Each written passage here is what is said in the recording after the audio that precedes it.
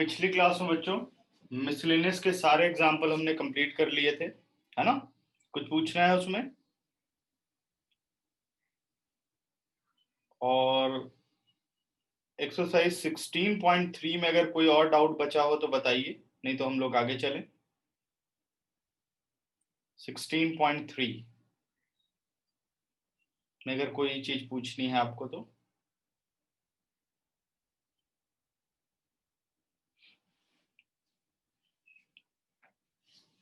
किसी कोई डाउट नहीं है? मिसलेनियस देखते हैं फिर। एग्जाम्पल सारे डन हो चुके हैं। चलो, क्वेश्चन कुछ ट्राई किए तुम लोगों ने या नहीं मिसलेनियस के? एग्जाम कितनों के चल रहे हैं अभी? सर मेरे शुरू होने वाले हैं। प्रोबेबिलिटी आ रही है उसमें? No sir. अच्छा, क्या कोनिक सेक्शन और वो आ रहा है limits and derivatives. Conic limits and derivative, ठीक है बेटा, ठीक है ठीक है। तो ये तो करा चुका हूं ना, आता है सारा। यस सर है, पर वो ना लिमिट एंड डेरिवेटिव में थोड़ी और मुश्किल है। लिमिट एंड डेरिवेटिव में दिक्कत है। चलो करो ट्राई, फिर बताना मुझे, ठीक है।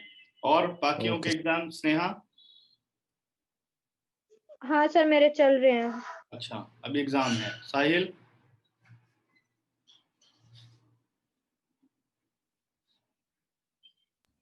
सर मेरे 14 से है।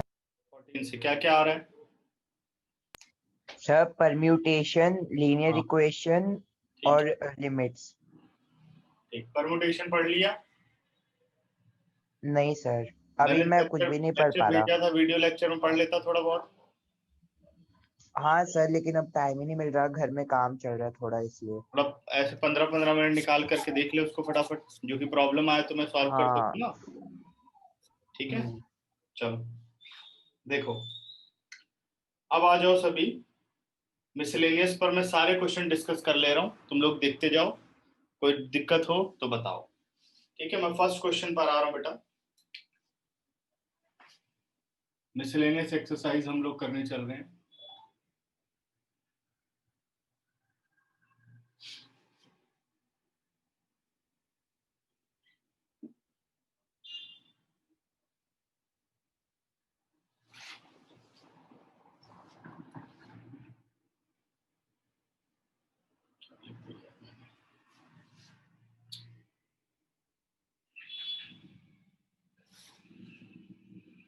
मिसलेनियस एक्सरसाइज पर है।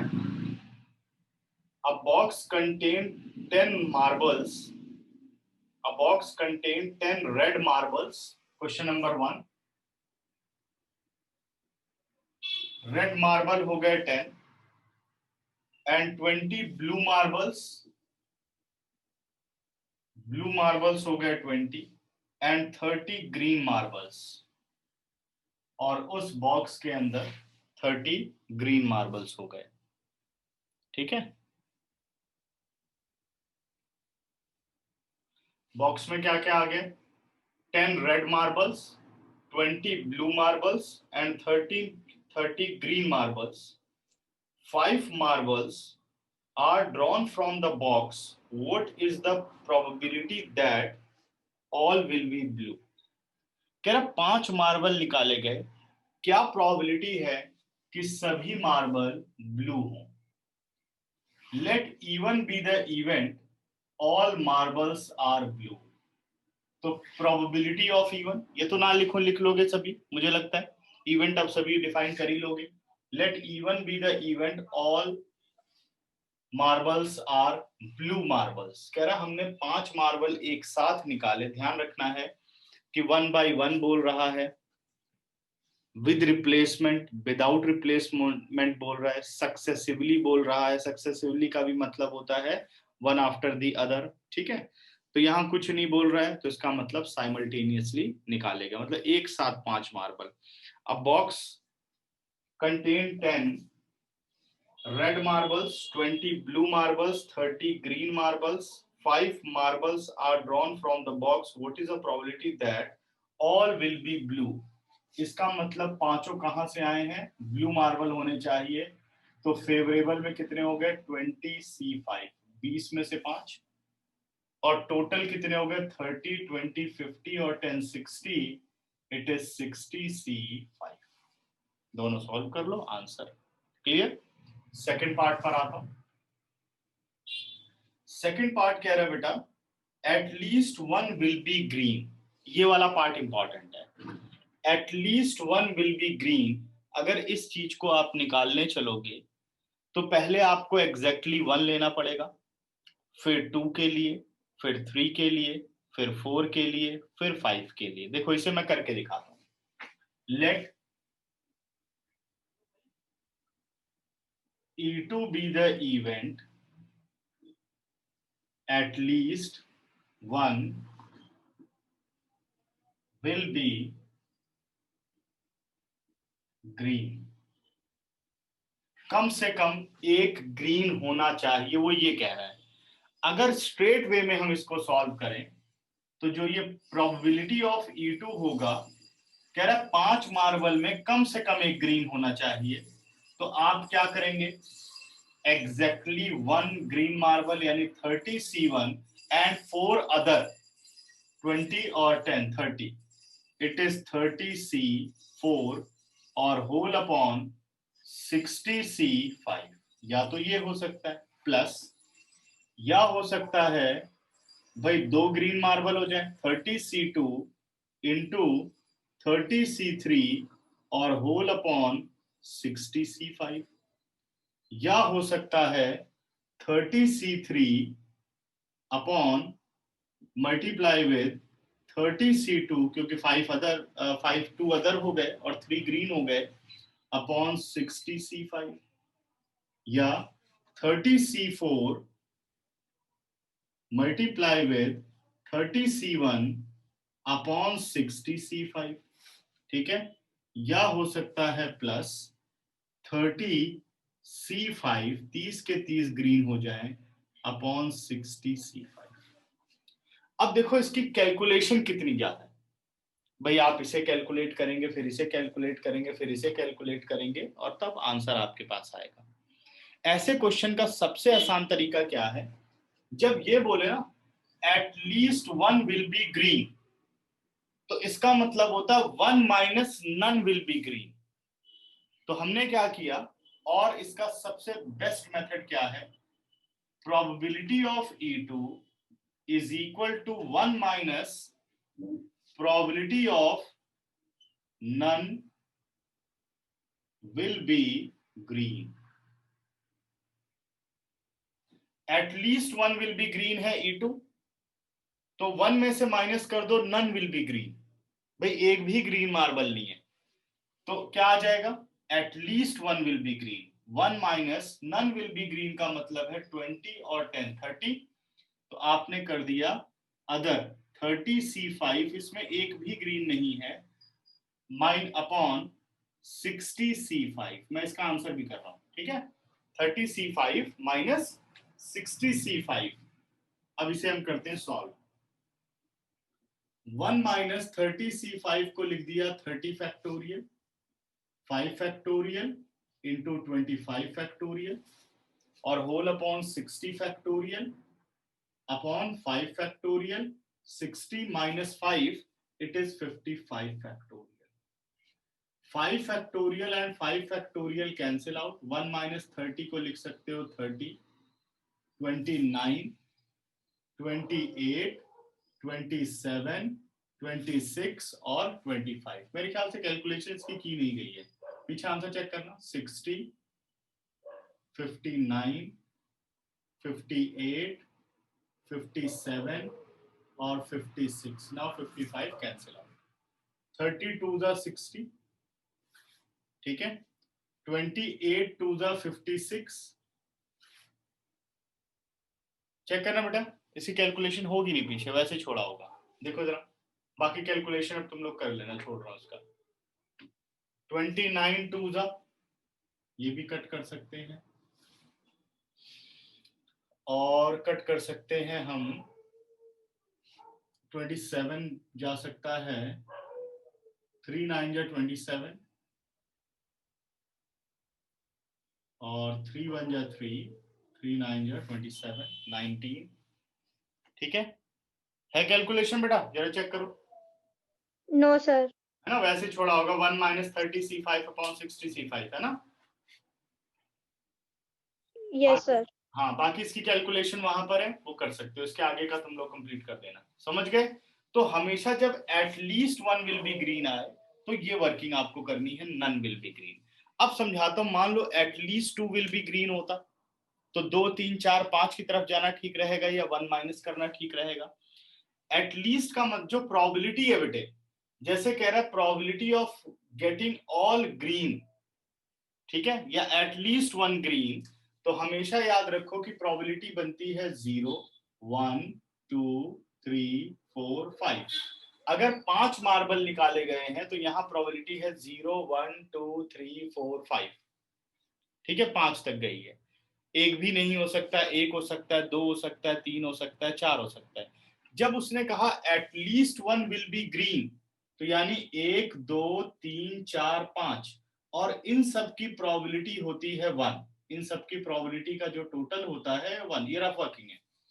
तो अगर मुझे 1 से लेकर के 5 तक चाहिए तो मैं 1 में से 0 को सब्ट्रैक्ट कर दूंगा। Getting at least 1 will be green, तो 1 minus none will be green. अगर कहते एटलीस्ट 2 विल बी ग्रीन, मतलब यहां से चाहिए आपको 2 3 4 5, तो हम क्या माइनस करेंगे? 0 और 1 की प्रोबेबिलिटी 1 में से माइनस कर देंगे, तो एटलीस्ट 2 विल बी ग्रीन हमें मिल जाएगा। ठीक है ना? तो इस तरीके से देखना होगा। ऐसी कंडीशन एटलीस्ट और एटमोस्ट वाली कंडीशन में ज्यादा एग्जिस्ट करती है, तो उसी तरफ आपको जाना चाहिए। ठीक है, करेक्ट। जैसे कहते एटमोस्ट 4 विल बी ग्रीन, तो एटमोस्ट 4 विल बी ग्रीन का मतलब है उसमें 0 ग्रीन आ सकता है, 1 आ सकता है, 2 आ सकता है, 3 आ सकता है, 4 आ सकता है, इससे ज्यादा नहीं आ सकता। तो अपने लिए सबसे अच्छा तरीका क्या रहेगा कि इन चारों की प्रोबेबिलिटी निकालने के बजाय जो ये 5 है ना, इसको ले जाके 1 में से माइनस कर दो। 1 minus all will be green, minus कर दिया। तो इस तरीके से आपको देख लेना है एटलीस्ट और एटमोस्ट में कि 1 की तरफ ले जाके माइनस करना ज्यादा ठीक रहेगा या डायरेक्ट करना। अब जैसे कह देता एटमोस्ट 2 विल बी ग्रीन, ज्यादा से ज्यादा 2 ग्रीन हो, तो आप लेंगे 0 1 और 2। यहां देखो ये कैलकुलेट करना ज्यादा आसान है कि 3 4 5 को इधर ले जाके 1 में से माइनस करके कैलकुलेट करना ज्यादा मुश्किल है, क्योंकि यहाँ वैल्यूज बढ़ जाएंगी, यहाँ वैल्यूज कम रहेंगी 0 1 2। तो इसको आप डायरेक्ट निकाल सकते हैं। ठीक है, कह दे एटलीस्ट 4 विल बी ग्रीन, तो एटलीस्ट 4 में 4 आ गया और 5 आ गया, तब 2 को ही कैलकुलेट करना, तो ये 1 माइनस वाला कंसेप्ट आप मत करो। ठीक है ना, यहाँ इजी था, 0 की कैलकुलेशन बहुत आसान होती है।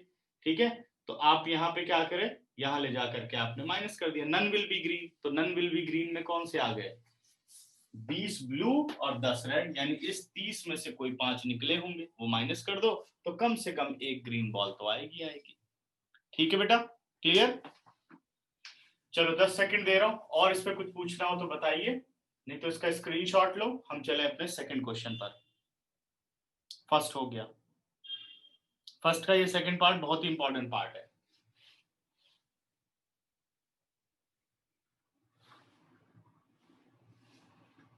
तो इरेज कर दूं? Sir yes. सर हमें कैसे पता चलेगा कि कब हमें परम्यूटेशन लगानी है, मतलब कॉम्बिनेशन लगानी है सर? देखो जब भी सिलेक्शन की बात हो रही है ना, देखो इसमें क्या कह रहा है, अब ball 5 balls are drawn at a random. जब पूरे के पूरे आउटपुट में से आप कुछ वैल्यू को निकालते हो तो कॉम्बिनेशन होता है। ठीक है, 2 cards are drawn at a random, भाई 50 कार्ड पड़े हैं, उसमें से आपने 2 कार्ड निकाले हैं, बाहर किए हैं। जब आप किसी चीज को, जो बहुत सारे ग्रुप में से कुछ चीज को आप बाहर निकाल रहे हो और उसका आपको बताना है भाई क्या अरेंजमेंट है, तो वो क्या है? कॉम्बिनेशन है, यानी आप सिलेक्ट कर रहे हो कुछ। अगर ये कहता कि रेड कलर की 10 है, ब्लू कलर की 20 है, ग्रीन कलर की 30 है, इन्हें हमने एक ऑर्डर में अरेंज कर दिया, तो अब आप इसमें कुछ नहीं निकाल रहे हो, 60 की 60 बॉल अरेंजमेंट में इस्तेमाल हो रही हैं। कह रहा उनकी पोजीशंस को हमने बदल दिया। अब उनकी पोजीशंस को बदलने का मतलब है आप क्या कर रहे हो? अरेंजमेंट कर रहे हो। तो अरेंजमेंट में लगती है परमुटेशन, और सिलेक्शन में लगती है कॉम्बिनेशन। ठीक है, समझ गए? Yes sir. हाँ, अब बढ़ते हैं आगे क्वेश्चन नंबर 2 पर। इसको इरेज कर रहा हूँ, स्क्रीनशॉट ले लिया होगा आप लोगों ने।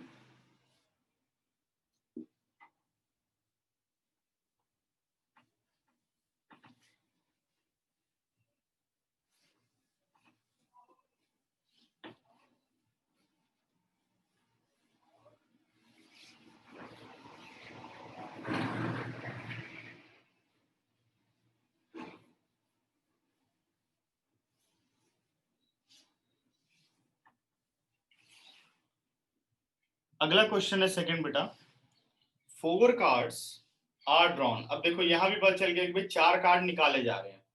4 cards are drawn from a well shuffled deck of 52 cards. 52 पत्तों में से 4 पत्ते निकाले गए। What is the probability of obtaining 3 diamond and 1 spade?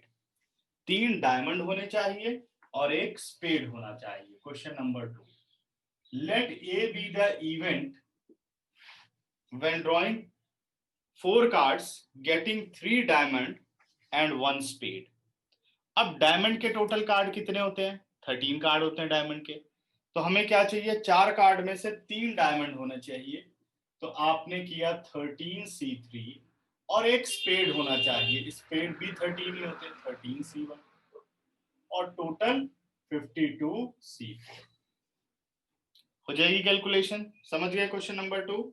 4 cards are drawn from a well shuffled deck of 52 cards. What is the probability of obtaining 3 diamond and 1 spade? 3 diamond and 1 spade निकाल लिया हमने। ठीक है, इसी calculation कर लीजिएगा। Question number 3 पर आते हैं। थर्ड क्वेश्चन कह रहा है, a die has 2 faces each with number 1, 3 faces with number 2। ठीक है, अब देखिए ये डाई डिफरेंट है। ये एक बायस डाई है, अनबायस नहीं है। अनबायस का मतलब होता है ट्रू डाई, एक फेस पर एक नंबर 1 2 3 4 5 6। लेकिन जो बायस डाई है उसमें क्या है कि नंबर 2 फेस पर एक ही नंबर, 3 फेस पर एक ही नंबर। ठीक है, तो मतलब अनट्रू हो गई है। A die has 2 face with number 1। तो 2 फेस पर, बस मैं ऐसे शो करना चाहूंगा, 2 फेस पर तो 1 लिखा हुआ है। ठीक है, ये ऐसे कर लेते हैं, नंबर 1 ऑन 2 फेसेस। ठीक है, आगे कहता है एंड 3 फेस विद नंबर 2। 2 लिख दिया गया है 3 फेस पर। कितनी कंप्लीट हो गई? 5 फेस कंप्लीट हो गई। And 1 face with number 3। Number 3 एक फेस पर हो गया तो 6 फेस कंप्लीट हो गई। तो बस नंबर यही आ सकते हैं, नंबर 1 आ सकता है, 2 आ सकता है या 3 आ सकता है। यही नंबर अपने पास आ सकते हैं।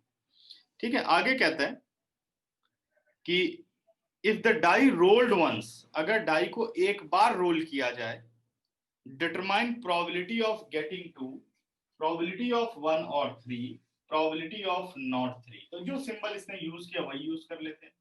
हमें चाहिए कि क्या प्रोबेबिलिटी होगी 2 आने की। अब देखो 2 कितने केसेस में आ सकता है? भाई 2 के लिए 2 फेवरेबल केस है, सॉरी 3 फेवरेबल केस है, क्योंकि 3 फेस पे 2 है। तो अपने फेवर में कितने फेस हो गए? 3 फेस हो गए। तो गेटिंग 2 3 वेज और टोटल कितने हैं? 6। What is the probability? 1/2 chance. ठीक है, उसके बाद कह रहा प्रोबेबिलिटी ऑफ 1 और 3 सेकंड। अब इसमें कोई अलजेब्रा लगाने की जरूरत नहीं है, फॉर्मूला कि ए 1 यूनियन 3 कर दें। हम इसको नॉर्मल वैसे कर लेंगे कॉन्सेप्ट से ही। प्रोबेबिलिटी ऑफ गेटिंग 1 और 3, 1 और 3। तो 1 कितने फेस पर है बेटा? 1 है 2 फेस पर और 3 कितने फेस पर है? 1 फेस पर है। दोनों को ऐड कर दो तो अपने फेवर में कितने फेस हो गए? 3। तो 3 वेज फेवर में और 6 टोटल, आंसर 1/2। थर्ड पार्ट कहता है नॉट 3।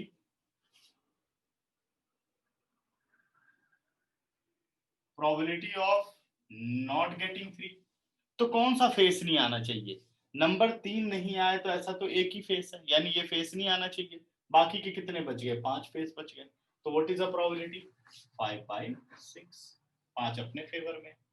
ठीक है, नेक्स्ट क्वेश्चन, क्वेश्चन नंबर 4 पर आइए। फोर्थ क्वेश्चन कह रहा है in a certain lottery 10,000 tickets are sold. कितने सोल्ड किए गए? 10,000 टिकट सोल्ड किए गए। And 10 equal prizes are awarded. 10,000 ticket में 10 प्राइज हैं।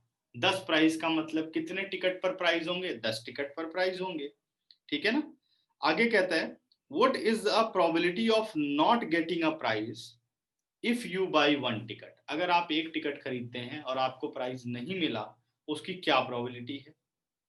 2 टिकट, 2 टिकट खरीदे तब भी प्राइज ना मिले। ठीक है, और तीसरा कह रहा है 10 टिकट खरीदे तब भी प्राइज ना मिले। तो इन सब की आपको रिस्पेक्टिव प्रोबेबिलिटी बतानी है। ठीक है, समझते हैं इस बात को।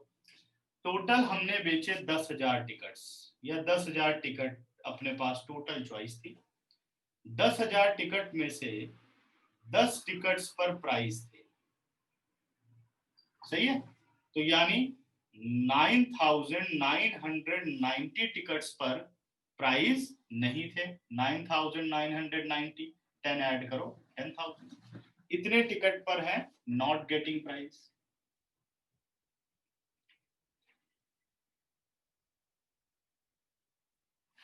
ठीक है, पहला पार्ट कहता है कि अगर आपने एक टिकट खरीदा और आपको प्राइस नहीं मिला, इसकी क्या प्रोबेबिलिटी है? Let A B the event not getting a prize if we buy, ठीक है, 1 टिकट, या not getting a prize on 1 ticket. तो ए इवेंट ले लेते हैं। अगर आपके टिकट पर प्राइज नहीं मिला, इसका मतलब 10,000 में से जो आपने टिकट खरीदी थी, आपकी टिकट नॉट गेटिंग प्राइज वाली टिकट में है, 9,990 वाली में। ठीक है ना, 9,990 में से कोई एक टिकट रही होगी आपकी, तो 9,990 C1 और प्रोबेबिलिटी 10,000 C1। आपके फेवर में तो यही गया होगा। प्राइस नहीं मिला तो आपकी टिकट इसमें से, प्राइस मिलता तो इसमें से होती। ठीक है ना, तो इसको तो डायरेक्ट सॉल्व कर सकते हैं। NC1 N होता है अपॉन 10,000, वो भी यही एक ही सॉल्व करेगा, बाकी नहीं सॉल्व करेगा। कट गया, ये प्रोबेबिलिटी हो गई, या लिख सकते हो 0.999। ठीक है, सेकंड पार्ट कह रहा है 2 टिकट खरीदा तब भी प्राइस नहीं मिला।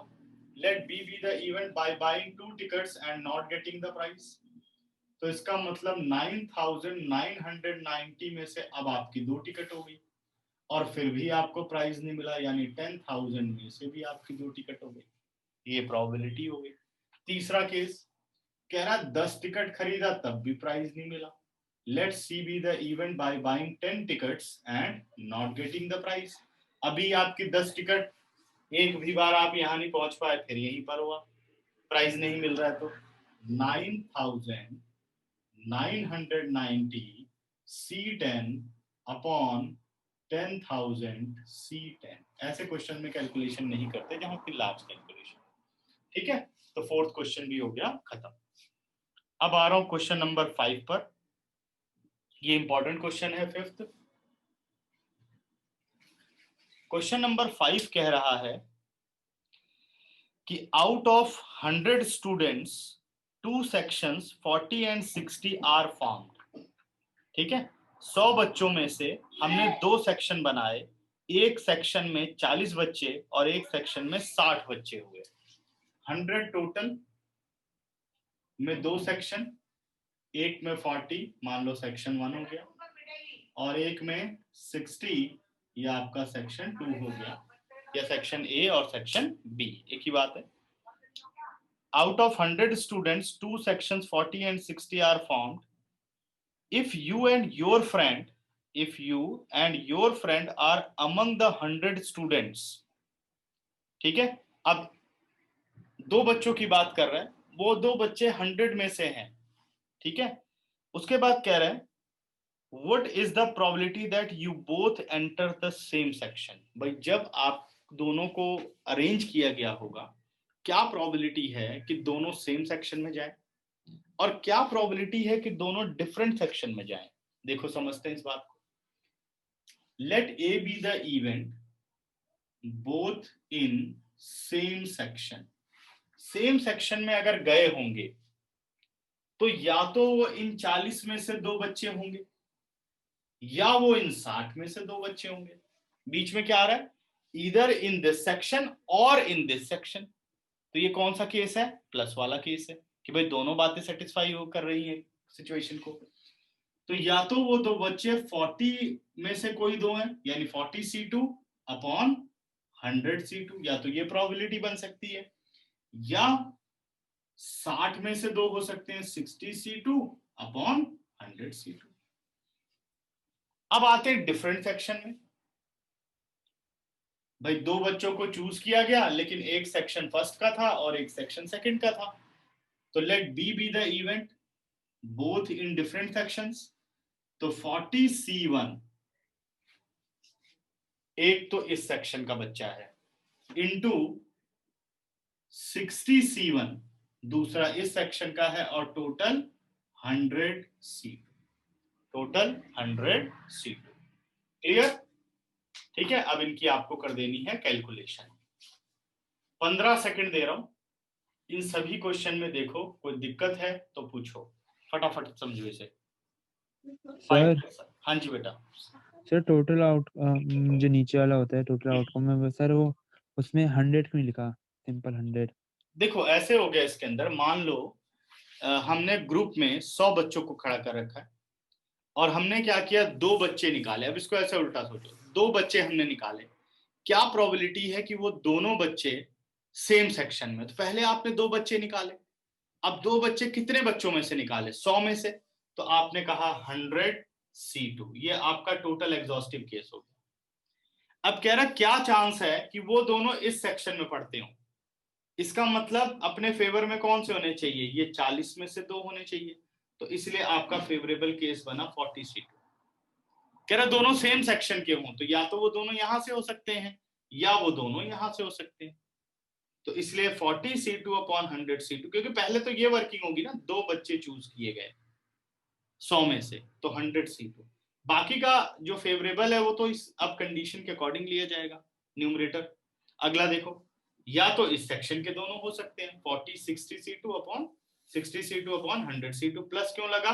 कि इन दोनों में से कोई एक ही क्राइटेरिया उस वक्त एग्जिस्ट करेगा। ठीक है, अब ये वाला आते हैं। भाई 2 बच्चे सिलेक्ट किए गए, ठीक है, 100 में से कोई 2 ले लिए गए, ये टोटल केस है। कह रहा क्या प्रोबेबिलिटी है कि दोनों डिफरेंट सेक्शन के हों? भाई 2 तो रहेंगे ही, तो एक यानी इसका होगा और एक इसका होगा, इसलिए 40 C1 बीच में मल्टीप्लाई, क्योंकि अभी तक आपने कंप्लीट नहीं किए पूरे 2, इंटू 60 C1। ठीक है, समझ गए बात या कोई और दिक्कत? समझ गए सर। ठीक है, और बताओ किसी को कोई चीज समझ ना आई हो?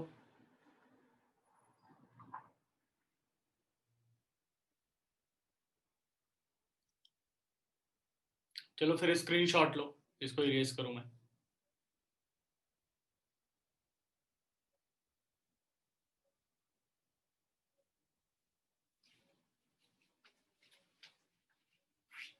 हटा रहा हूं बच्चों।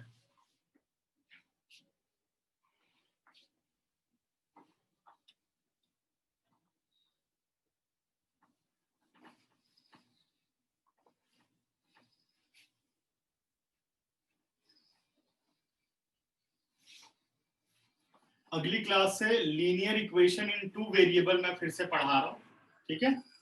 तो सभी लोग क्लास ज्वाइन करो, चैप्टर नंबर 6।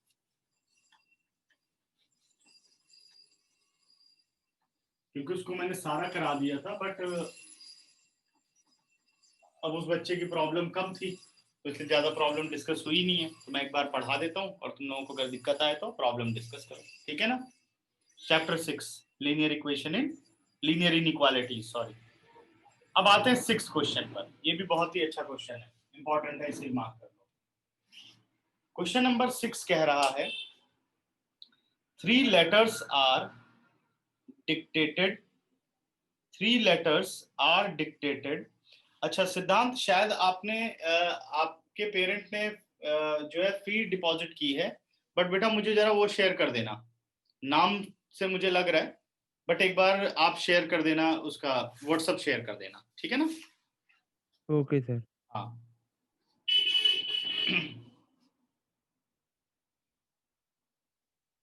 क्वेश्चन नंबर 6 पर आ रहा हूं। 3 letters are dictated to 3 persons and an envelope is addressed to each of them, ठीक है? उसके बाद कह रहे थे letters are inserted into the envelopes at a random so that each envelope contain exactly one letter. Find the probability that at least one letter in its proper envelope. Question समझ गए? क्या कह रहे हैं कि 3 लेटर हैं और 3 envelope हैं। एनवेलप पर प्रॉपर एड्रेस लिखा गया है, लेकिन जो हमने लेटर इंसर्ट किए वो रैंडमली इंसर्ट कर दिए। कह रहा क्या प्रोबेबिलिटी है कि कम से कम एक लेटर सही एनवेलप में गया हो, ठीक है? तो इसको बिना अरेंजमेंट किए हम नहीं कर सकते। अब देखो टोटल पॉसिबिलिटीज कितनी होंगी, ठीक है? Total possible outcomes, total possible outcomes कितने होंगे? आपके पास 3 लेटर्स हैं और 3 एनवेलप्स हैं, यानी यहां देखो कॉम्बिनेशन क्यों नहीं आएगा, परमुटेशन आएगा। 3 अरेंजेस 3 एट अ टाइम। कैसे? जब आप पहला लेटर उठा रहे हो तो आपके पास कितने एनवेलप है? 3 एनवेलप है, यानी आपके पास 3 चॉइस है, 3 वेज हो गया। अब जब आपने दूसरा लेटर उठाया तो एक एनवेलप तो फिल हो गया, अब कितनी चॉइस हो गई? 2 चॉइस हो गई, ठीक है? फिर तीसरा उठाया तो 1 चॉइस है, तो 3 इंटू 2 इंटू 1, 3 इंटू 2 इंटू 1 क्या होता है? 3 फैक्टोरियल, जिसको कि आप कह सकते हो 3 अरेंजेस 3 एट अ टाइम, या ऐसे भी फंडामेंटल से भी कर सकते हो 3 इंटू 2 इंटू 1। तो ये बन गया बेटा 3 फैक्टोरियल, 3 इंटू 2 कितना आ गया? 6। टोटल 6 तरीके हैं जब आप इन 3 लेटर को 3 एनवेलप में डाल सकते हो, ठीक है? अब आपसे ये कहता है कि क्या प्रोबेबिलिटी है कि कम से कम एक लेटर सही एनवेलप में गया हो। तो मैं कोड क्या यूज कर रहा हूं? लेटर 1 के लिए एनवेलप E1, लेटर 2 के लिए एनवेलप E2 और लेटर 3 के लिए एनवेलप E3, ठीक है?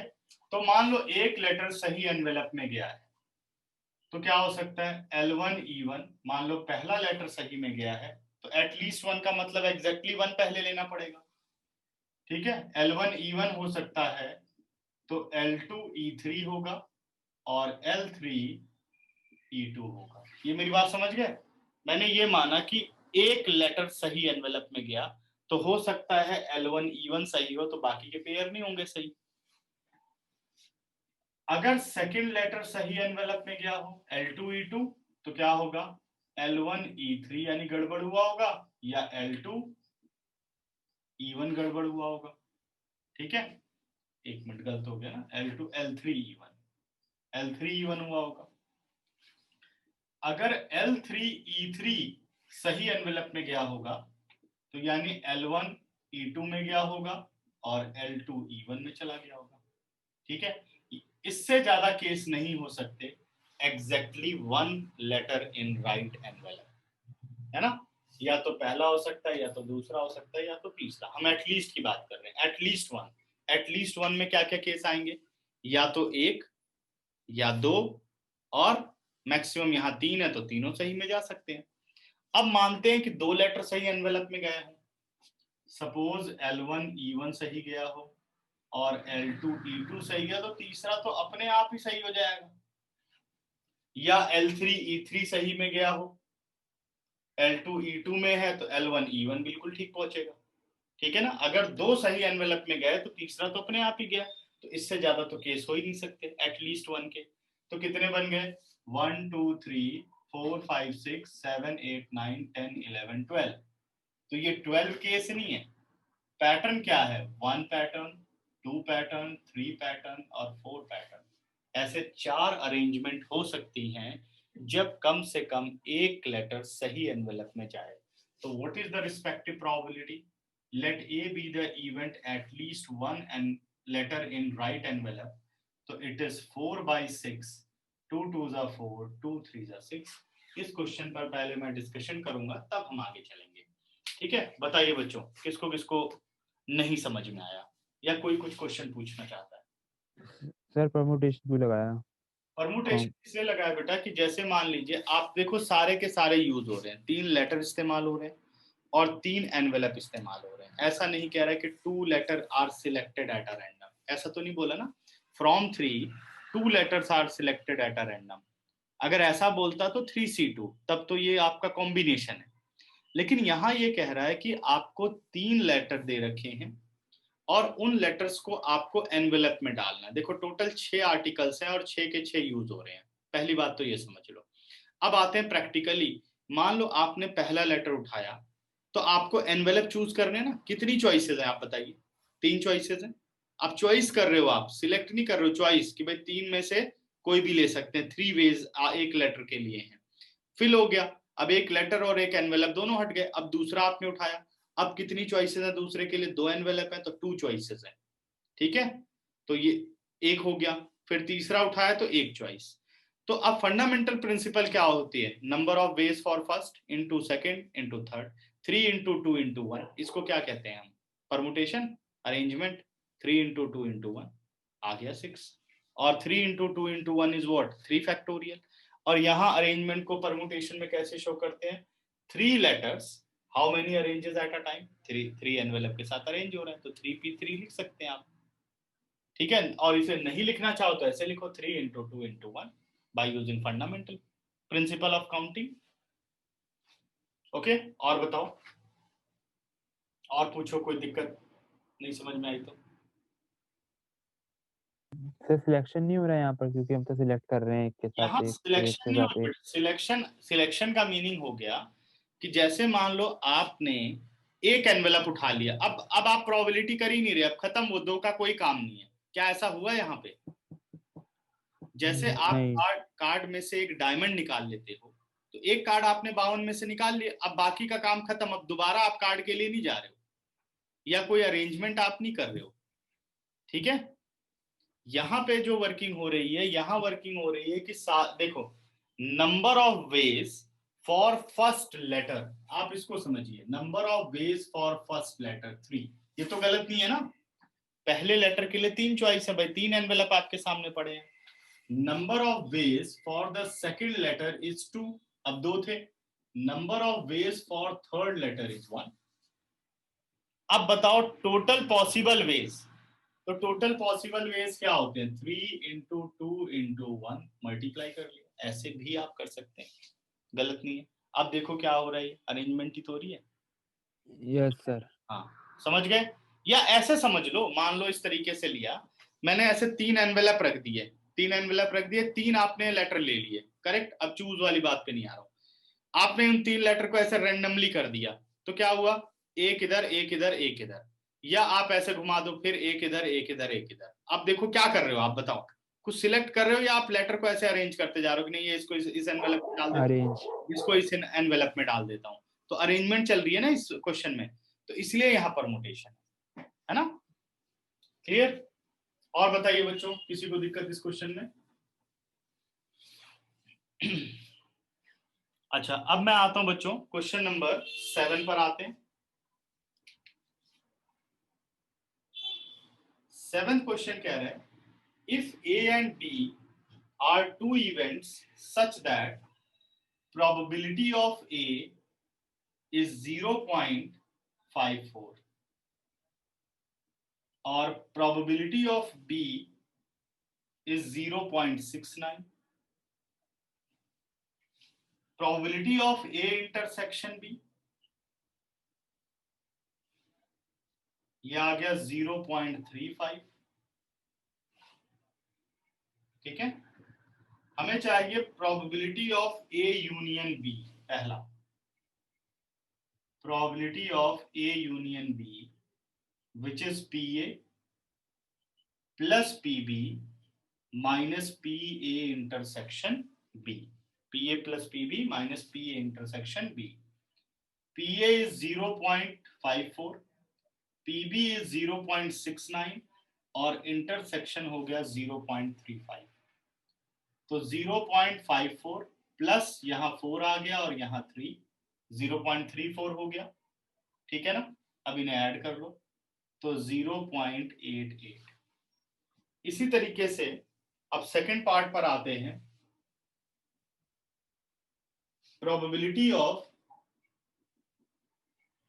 A complement intersection B complement according to De Morgan's law, it is equal to probability of A union B whole not, और A union B whole not को लिख सकते हो probability 1 minus probability of A union B।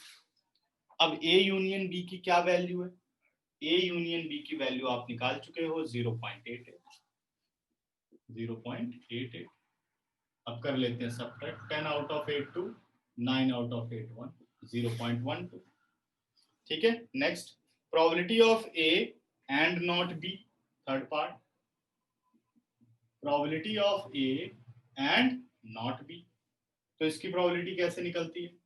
Probability of A minus probability of A intersection B। Probability of A कितना है? सीधे फॉर्मूले पर ही है क्वेश्चन।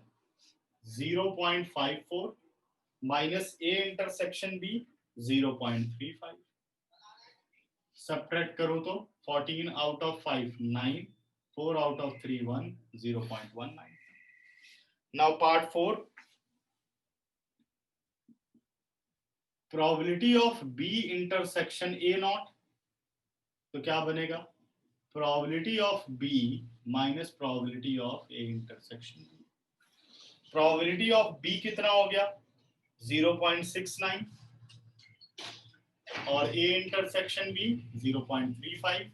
यह आ गया आपके पास 4 और 3, 0.34। क्लियर? तो ये तो ज्यादा कुछ समझने का नहीं है, सीधा फॉर्मूला डालने से। ठीक है, अब आओ क्वेश्चन नंबर 8 पर। ये भी एक इंपॉर्टेंट क्वेश्चन है। कह रहा from the employ of a company 5 person are selected. Word से ही पता चल जाता है सिलेक्टेड, इसका मतलब क्या हो गया? Combination. 5 person are selected to represent them in the managing committee of the company.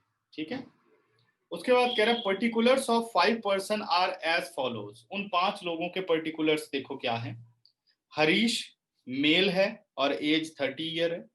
Rohan is male, age 33 year. Sheetal female, age 46 year. Alice female, age 28 years. Salim male और एज 41 ईयर्स।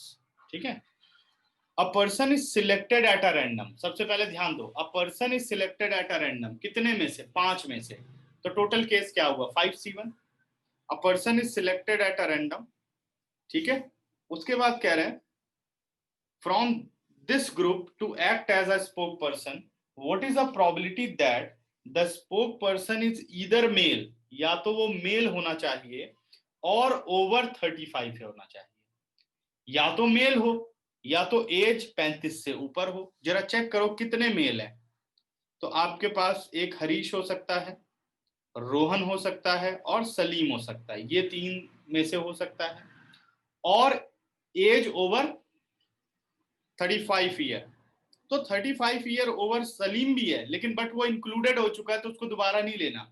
अब एज के अकॉर्डिंग जरा देखो, सलीम आ रहा है एक, तो एक शीतल आ रही है और कोई नहीं आ रहा। ठीक है, तो अपने पास अब कौन बच गया एज के अकॉर्डिंग? शीतल। तो 3 मेल और एज के अकॉर्डिंग एक फीमेल, तो अपने पास टोटल चॉइसेस कितनी हो गई? 4।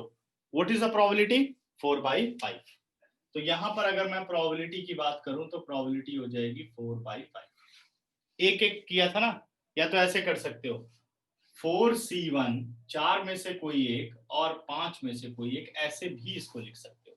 अगर हम 11th क्लास की प्रेजेंटेशन करना चाहें तो अपने फेवर में 4 हैं, लेकिन हमें कितने पर्सन सिलेक्ट करने हैं? एक। तो 4C1 हो गया, 4 में से एक।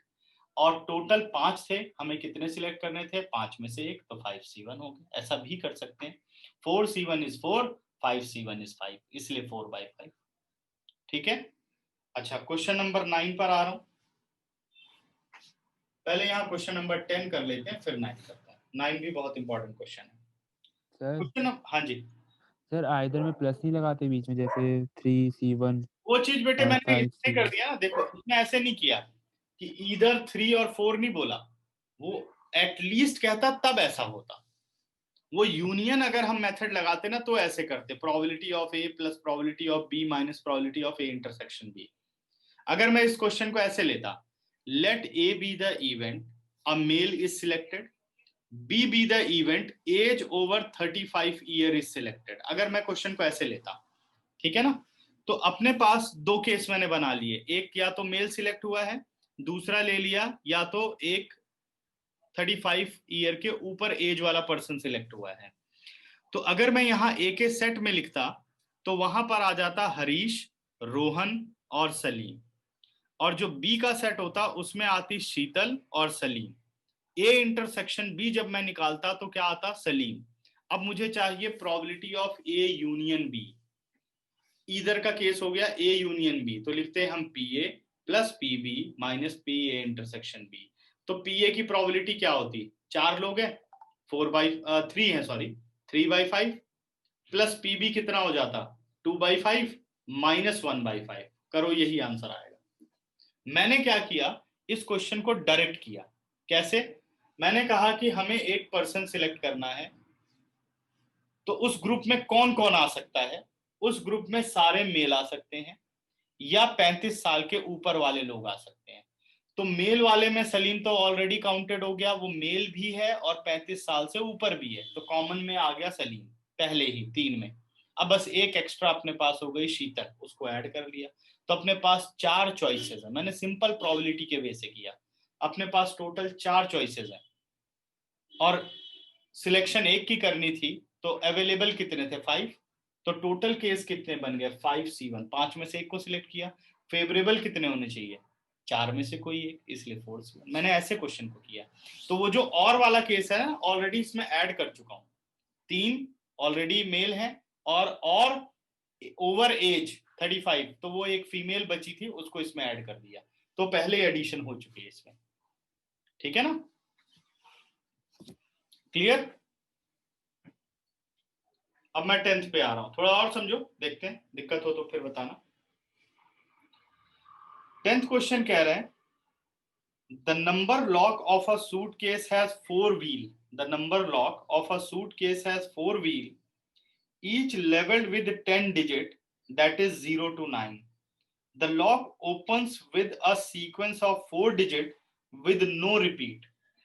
ठीक है, what is the probability of a person getting a right sequence to open the suitcase? 0 से लेकर के 9 तक उस हर व्हील पर नंबर लगे हैं, और ऐसी कितनी व्हील है, 4 व्हील्स हैं। ठीक है, the number of lock of a suitcase has 4 wheel, each leveled with 10 digit 0 to 9. The lock open with a sequence of 4 digit with no repeat. What is the probability of a person getting a right sequence to open the suitcase? ठीक है, number of ways for first, number of ways for first digit। मान लो हम पहले wheel पर एक number लगा रहे हैं, तो व्हील को ऐसे घुमाएंगे हम, ठीक है, व्हील को घुमाया तो एक बार में एक नंबर लगना चाहिए, रिपीट नहीं होना चाहिए, यानी पहले के लिए 0 से लेकर के 9 तक कोई भी नंबर लगा सकते हो, तो 10 चॉइस। और फॉर सेकंड, अब एक नंबर तो यहां लग गया होगा, 9 चॉइसेस। फॉर थर्ड 8 चॉइसेस, और for fourth wheel there are 7 choices. तो टोटल कितने वेज से आप डिजिट्स बना सकते हो, 10 into 9 into 8 into 7, इतने कोड आप बना सकते हैं। ठीक है, ये सारे कोड बन गए। अब प्रोबेबिलिटी क्या होगी कि भाई लॉक ओपन हो जाए, क्या लॉक ओपन करने के लिए बहुत सारे कोड होते हैं, लॉक ओपन करने के लिए तो एक ही यूनिक कोड होता है, तो what is the probability, 1/10 into 9 into 8 into 7 हो गई प्रोबेबिलिटी। समझ गए या नहीं? हाँ जी बच्चों, लॉक ओपन एक कोड से होगा, तो अपने फेवर में कौन सा रहेगा, एक ही डिजिट तो रहेगा जो भी होगा, तो 1/10 into 9 into 8 into 7। चलो 10 सेकंड देता हूँ, फिर से डिस्कस करो अगर कहीं कोई दिक्कत आ रही है तो।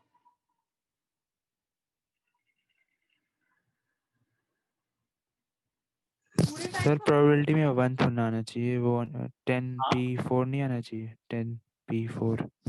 10p4 नहीं आना चाहिए। देखो जब आप बनाएंगे इस तरीके से कोड बनाएंगे, भाई वो कह रहा है लॉक ओपन होना चाहिए, तो लॉक ओपन करने के लिए मान लो कोड है 4953। क्या है? 4953। तो 4953 4 डिजिट का एक यूनिक कोड होगा। जब तक वो कोड नहीं बनेगा तब तक आप लॉक ओपन नहीं कर सकते। ये आपके पास इतने सारे कोड हैं, 10 इंटू 9 इंटू 8 इंटू 7, जब मल्टीप्लाई करोगे तो आप जब वो व्हील को अरेंज कर रहे होगे ना, तो इतने आपके 4 डिजिट के नंबर बनेंगे। इन 4 डिजिट के नंबर में से एक ही नंबर है जो लॉक को ओपन कर देगा, तो वो 1C1 है। अगर वो 1 में से वही नंबर होगा तभी लॉक ओपन होने वाला है।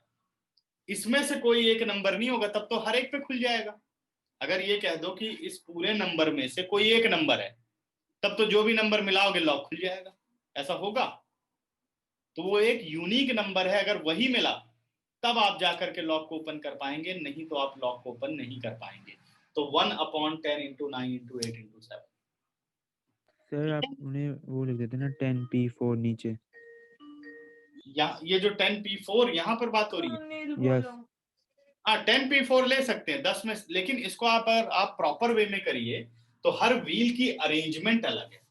हर व्हील की जो अरेंजमेंट है ना वो अलग है। कैसे कह रहे हैं? पहले के लिए 10 चॉइस। अब ये आप कॉम्बिनेशन या परमुटेशन लगाएंगे तो गलत होगा, क्योंकि 10p4 10 में से 4 नहीं कह रहा है।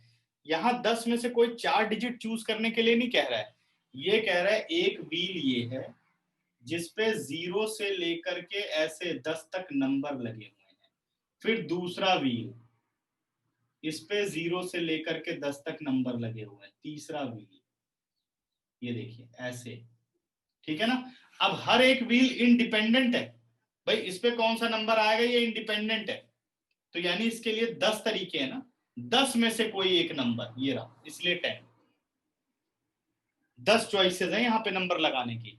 जब आप एक नंबर लगा देंगे तो इसने बोला था डिजिट रिपीट नहीं हो सकता, तो इस व्हील पर 0 में से 9 तक लिखे तो गए नंबर, लेकिन आपको एक नंबर हटाना होगा क्योंकि आप यहाँ यूज कर चुके हो। ठीक है, बिकॉज रिपीटिशन नॉट अलाउड बोला हुआ है। तो इस व्हील पे आपके नंबर लगाने के लिए कितनी चॉइसेस है? 9 चॉइसेस है। फिर तीसरे व्हील पर 1 2 नंबर हट गए, अब 8 चॉइसेस है।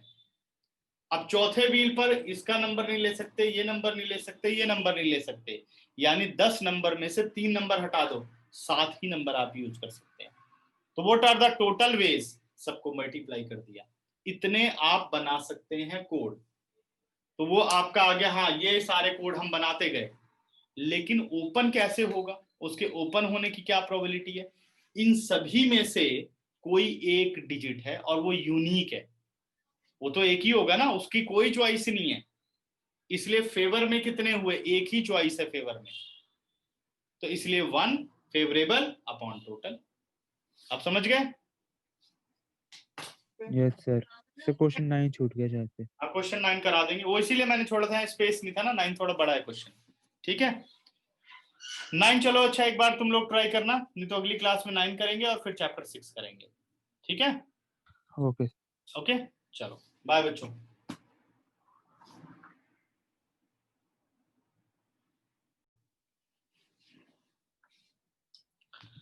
तो क्वेश्चन नंबर 9 और मिसलेनियस एक्सरसाइज 16 है। ठीक है मिसलेनियस एक्सरसाइज 16 क्वेश्चन नंबर 9 बहुत इंपॉर्टेंट क्वेश्चन है। क्या कह रहा है 9th क्वेश्चन कि अ 4 digit number greater than 5000 are randomly formed. A 4 digit number greater than 5000 are randomly formed from the digits 0 1 3 5 7 0 1 3 5 7. What is the probability of forming a number divisible by 5 when the digits are repeated? पहले इन दोनों पर ध्यान देना है। पहला part क्या कह रहा है, डिजिट जो है वो रिपीटेड है, ठीक है, when the digits are repeated. तो रिपीटेड में क्या होगा कि जो आप सैंपल स्पेस बनाएंगे ना, उसमें भी इस बात का ध्यान रखना है कि व्हेन डिजिट्स आर रिपीटेड, ठीक है। रिपीटेड का मतलब है कि जैसे जीरो है वो कई जगह इस्तेमाल किया जा सकता है, 0 0 0 ऐसे भी बनाया जा सकता है, ठीक है। तो हमें कितने डिजिट का नंबर बनाना है, हमें एक 4 डिजिट का नंबर बनाना है जो 5000 से बड़ा हो। देखो अगर आप एक 4 डिजिट का नंबर बनाते हो जो कि 5000 से लार्जर है, 1 2 और 3, ठीक है, तो सबसे पहला काम होगा number of ways to fill 4th place. मैं इस प्लेस की बात कर रहा हूं, यहां पहले क्यों आए, क्योंकि नंबर आपको बनाना है 5000 से लार्जर। 5000 से लार्जर बनाना तो सबसे पहले तो यहाँ 0 नहीं आ सकता, यहाँ 1 नहीं आ सकता, यहाँ 3 नहीं आ सकता। तो कितने वेज हैं यहाँ पर फिल करने के लिए, number of ways to fill 4th place, there are 2 ways, या हम लिख सकते हैं 2p1। क्या लिख सकते हैं, 2p1, ये भी लिख सकते हैं, या सीधे मैंने लिख दिया number of ways to fill 4th place is 2। Number of ways to fill 3rd place, यानी यहां पर अब तो 0 भी आ सकता है, अदर नंबर भी आ सकते हैं, ठीक है। तो 0 1 2 3 4 कितने डिजिट हो गए, 4 2 और 2 4 और 1 5 ways to fill the 3rd place. Number of ways to fill 2nd place, उसके लिए भी 5 हो गए। Number of ways to fill 1st place, ठीक है, या 1's प्लेस या यूनिट्स प्लेस, फर्स्ट ही लिख देता हूं, 1st place is equal to 5। तो टोटल पॉसिबल नंबर,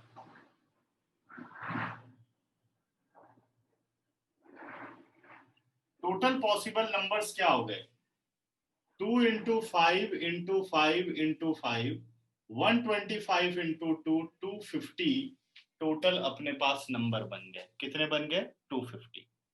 लेकिन एक बात पे ध्यान दो, उसने कहा नंबर 5000 से ग्रेटर होने चाहिए।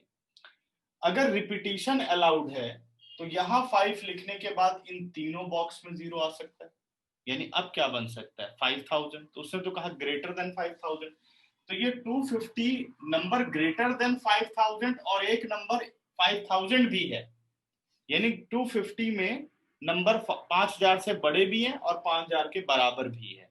तो अब निकालो number greater than 5000, numbers greater than 5000। तो 250 माइनस 1 249, ये तो पॉसिबल नंबर हो गए, टोटल सैंपल स्पेस बन गई, सही है। अब हमसे कहा जा रहा है कि आपको प्रोबेबिलिटी निकालनी है उन नंबर की जो, इसमें से वो नंबर बताओ जो 5 से डिविजिबल है, यानी अब इवेंट है, let A B the event number divisible by 5, let A B the event numbers are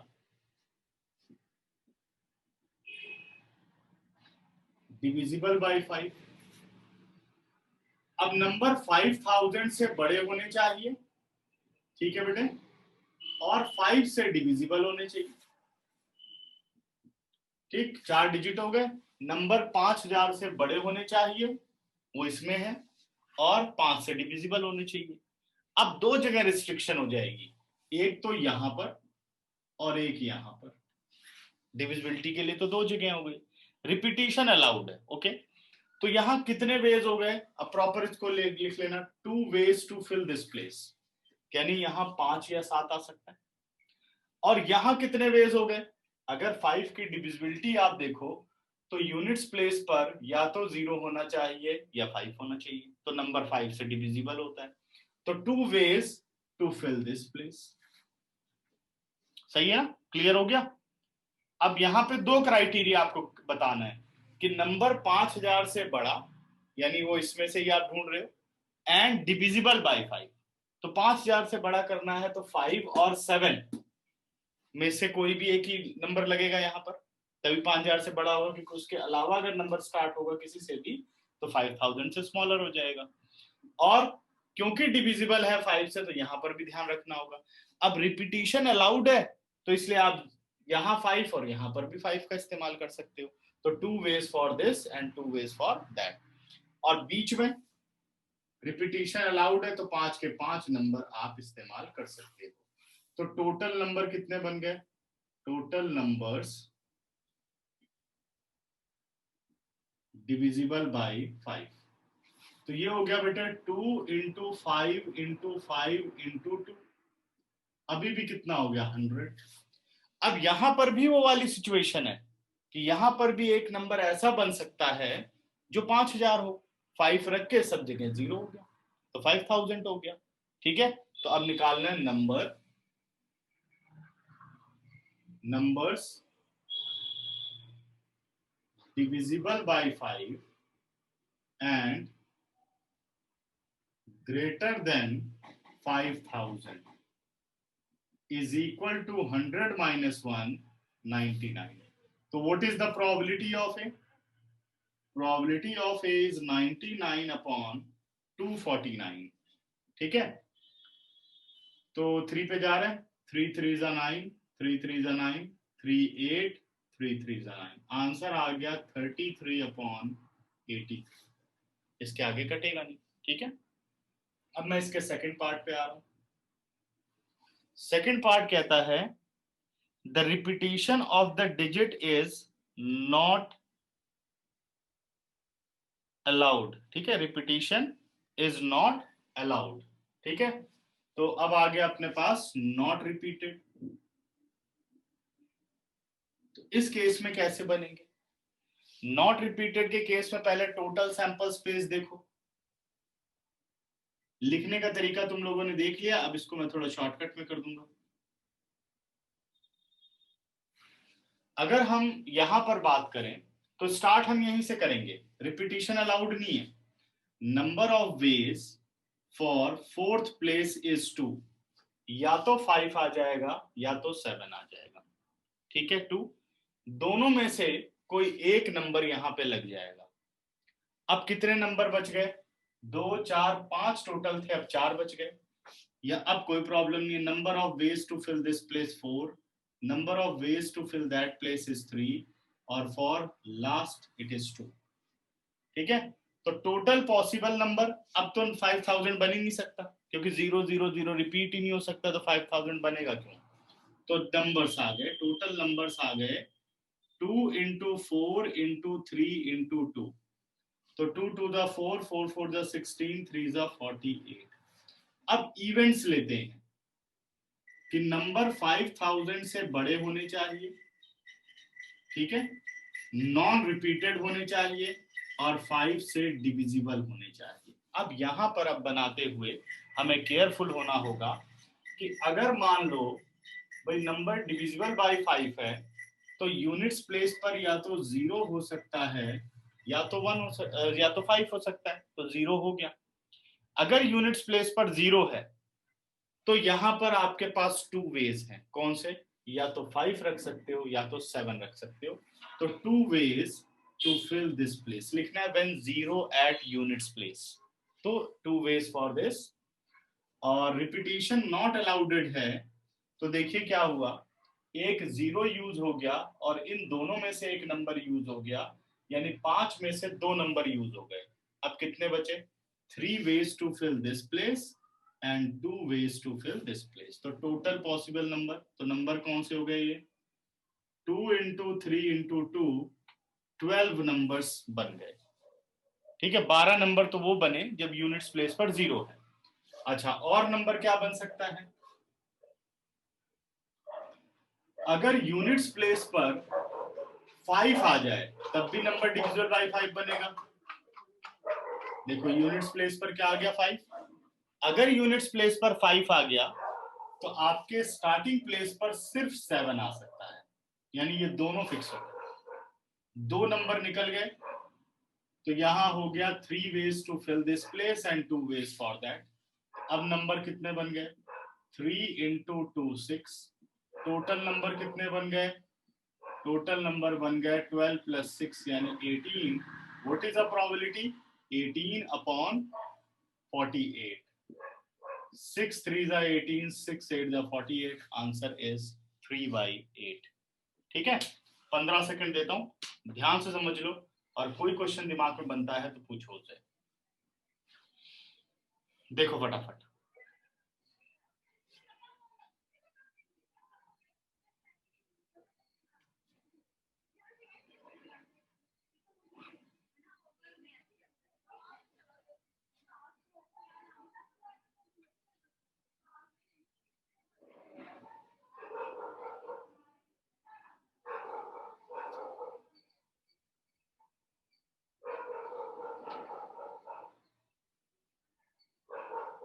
पूछो बच्चों।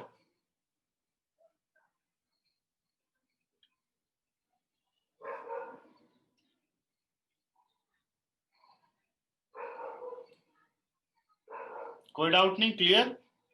चलो फिर स्क्रीनशॉट लो इसका, आगे बढ़े।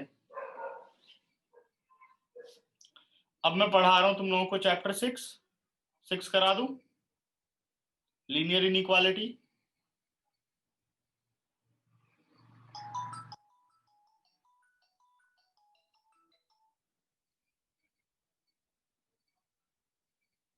हाँ जी बच्चों, ये कह रहे थे तुम लोग 6 नहीं पढ़ा हुआ है।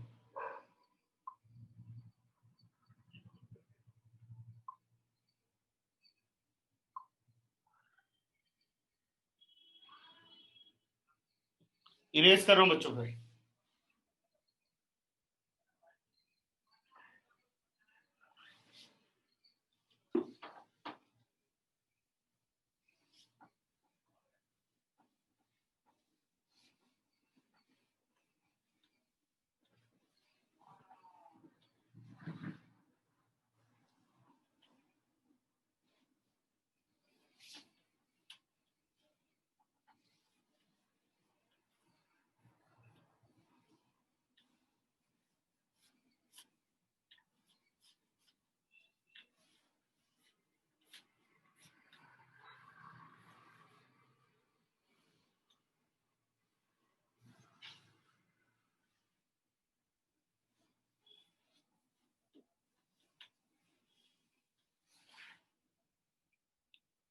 अब आते हैं अपने चैप्टर नंबर 6 पर, लीनियर इनइक्वालिटी। पढ़ी हुई है किसी ने पढ़ा है कि नहीं, पहले ये बताओ, नहीं तो कोई और चैप्टर करे अगर ये आता हो सारा तो। सर कौन सा? 6 चैप्टर कराने चल रहा हूँ,